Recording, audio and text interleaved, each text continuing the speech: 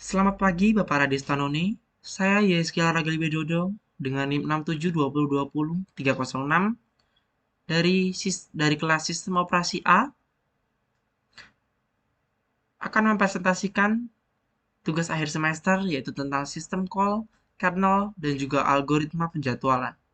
Jadi di sini sistem operasi yang saya pilih yaitu Windows. Oke, kita masuk ke materi yang pertama yaitu pengertian sistem call. Sistem call menyediakan interface antara program pengguna yang berjalan, dan bagian kernel sebuah sistem operasi. Sistem calls menjadi jembatan antar proses dan sistem operasi. Sistem calls adalah satu-satunya titik masuk untuk sistem kernel. Sistem calls ditulis dalam bahasa tingkat tinggi yang dapat mengendalikan mesin seperti bahasa C dan juga C++. Dalam menggunakan komputer dibutuhkan komunikasi antar hardware. Komunikasi tersebut terjadi dalam bentuk sistem calls. Dan di sini ada tipe-tipe sistem call yaitu process control, file management, device management, information maintenance, dan communication yang sudah pernah dibahas di materi sebelum TTS.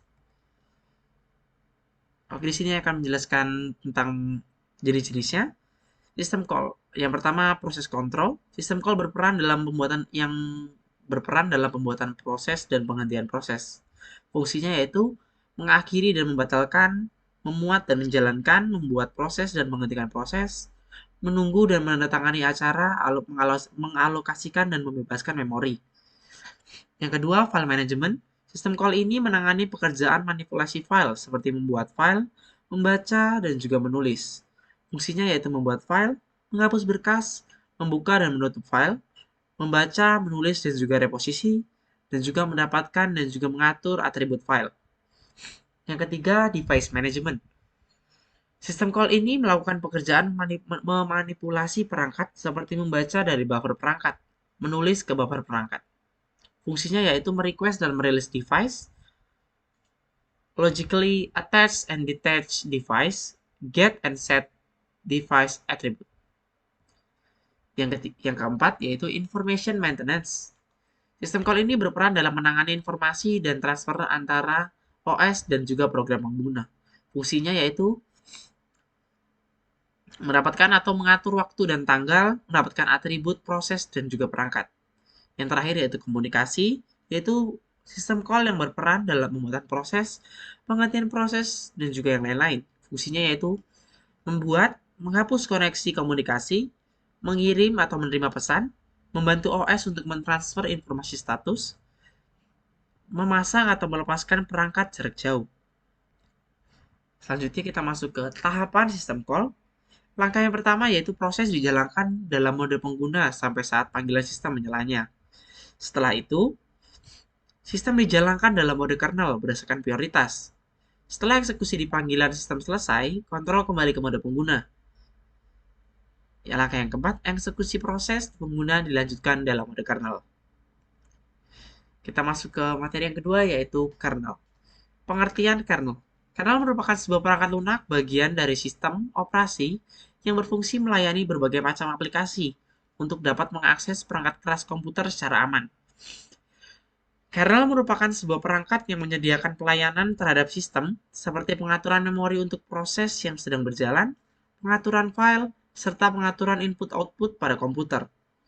Dengan kata lain, kernel merupakan penghubung atau perantara antara perangkat lunak dan perangkat keras komputer. Di sini yaitu jenis-jenis kernel. Yang pertama ada kernel monolitik, yang kedua microkernel, yang ketiga hybrid kernel, dan yang keempat exokernel. Di sini karena saya memilih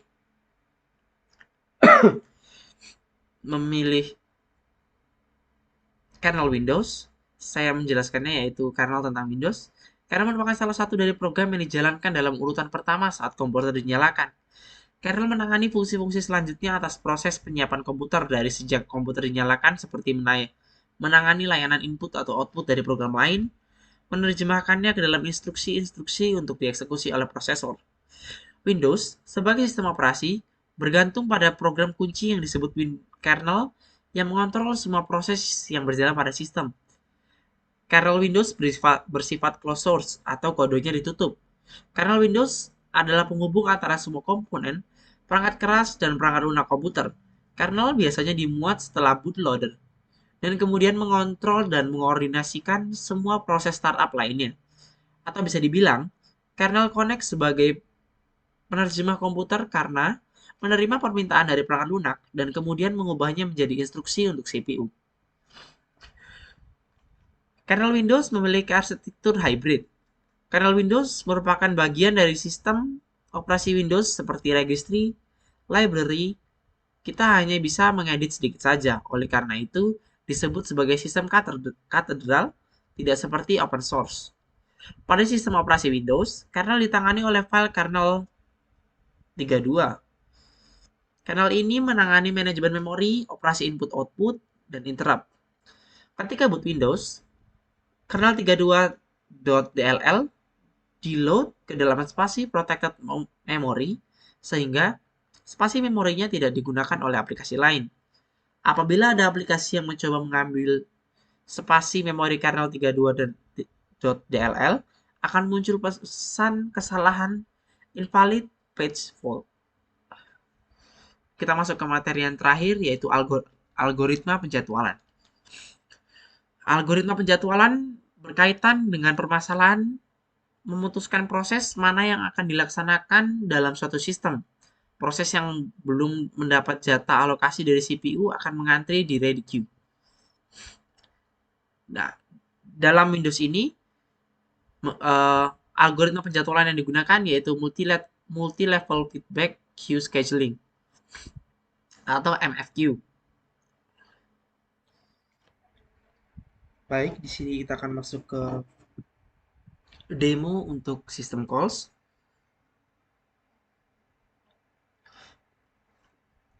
Di sini kita dapat melihat jika dalam sebuah program dalam sistem call ini dibagi menjadi dua mode, yaitu user mode dan juga kernel mode.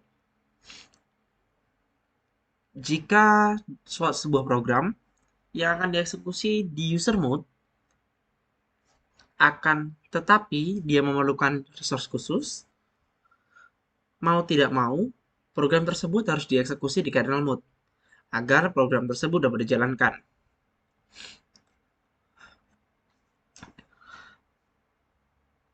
Oke, kita akan melakukan demo untuk salah satu contoh dari sistem call-nya. Di sini saya akan mengambil contoh dari file management. Saya akan mencontohkannya dengan di sini saja. Di sini kita akan membuat file yaitu teks dokumen aja. Formatnya txt. Nah, jadi di sini kita telah mendemokan tentang file management yang kita dapat membuat file dan juga kita dapat menghapusnya dan juga kita dapat memindah direktorinya. Seperti itu. Kita masuk ke demo yang selanjutnya, yaitu demo dari algoritma penjadwalan, yaitu multi-level feedback queue scheduling. Misalnya pada contoh berikut ini. Pada gambar ini, semua proses yang baru datang akan diletakkan pada antrian 0, atau dengan kuantum sama dengan 8 ms.